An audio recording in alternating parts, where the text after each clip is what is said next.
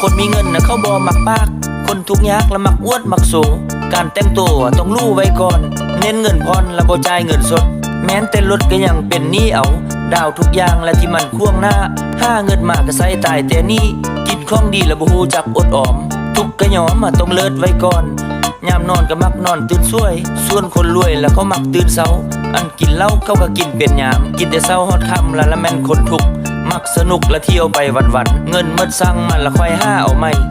ชีวิตบ่ค่อยมีเป้าหมายต่างกันหลายกับคนมีเงินเข้าเพลิดเพลินนำการซอกันห้าบ่เสียเวลากับอบายยมุกบาดคนทุกเรื่องกินเป็นใหญ่มักใส่ใจแต่เรื่องไฮซาละมักโลมักละละหานเหล้าหานเบียร์เสียเวลาเนี่ยบ่มีประโยชน์มักโพสและแม่ซื้อห้วยเสียงดวงบ่ค่อยเป็นห่วงเรื่องอนาคตมีเท่าได้กินหมดบ่เหลือเอาไว้บ่มักใส่ใจระหว่างแผนชีวิตชอบคบแต่มิตรจำพวกเดียวกันอยู่ไปวันๆละหาเช้ากิน